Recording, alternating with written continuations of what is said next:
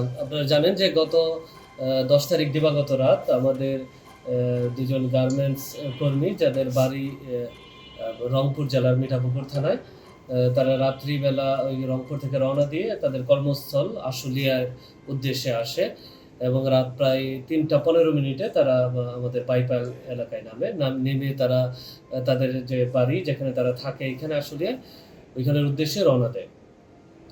পথিমধ্যে তাদের ছিনতাইকারী তাদের পথরোধ করে, একজন ছিনতাইকারী পথরোধ করে তার কাছ থেকে যে মাল, তার যে মোবাইল ফোন, তার স্ত্রীর কাছ থেকে মূলত মোবাইল ফোনটি নিয়ে যায়। তার হাজব্যান্ড এতে বাধা দিলে তাকে ছুরিকাঘাত করে।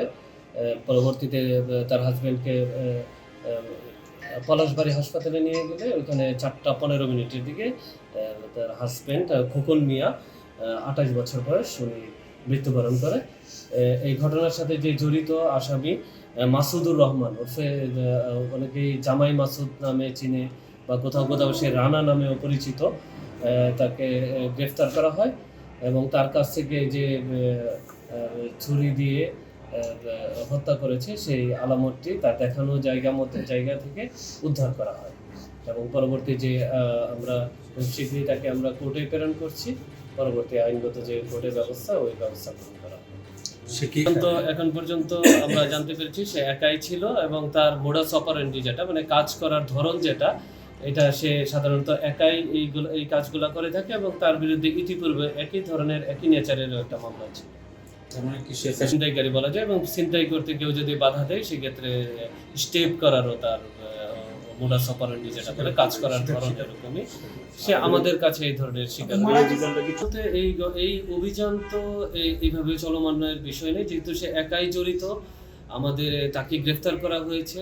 তো গ্রেফতারের ক্ষেত্রে আর যেহেতু এটার সাথে কেউ জড়িত নয় এই বিষয়গুলো নাই, তবে আমাদের তার কাছে যে মোবাইলটি নিয়ে গিয়েছিল এই মোবাইলটা বলেছে একটা জায়গায় বিক্রি করেছে, আমরা টঙ্গীতে বিক্রি করেছে। যেহেতু ঈদ পরবর্তী এই সময় আসলে ওইভাবে এগুলা খোলা নাই, আমরা আমাদের তদন্তের কারণেই আমরা নামটা বলছি না কোথায়। আমরা আশা করছি যে আলামতটা যে মোবাইল নিয়ে গিয়েছিল আমরা খুব শীঘ্রই এই মোবাইলটা উদ্ধার করতে পারবো। ইতিমধ্যে আমাদের যে চাকু দিয়েছে স্টেপ করেছিল চাকুটি উদ্ধার করা হয়েছে।